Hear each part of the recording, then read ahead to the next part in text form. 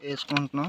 Spread packet powder ఇదండి screen మీద చూపించడం జరుగుతుందండి. ఇదండి ఇప్పుడు నోక్రేన్ చూపిస్తాను చూడండి.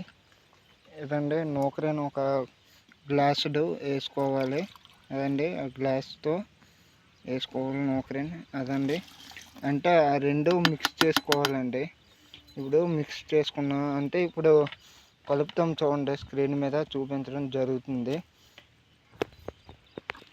ఇదండి 1 2 3 4 5 6 7 8.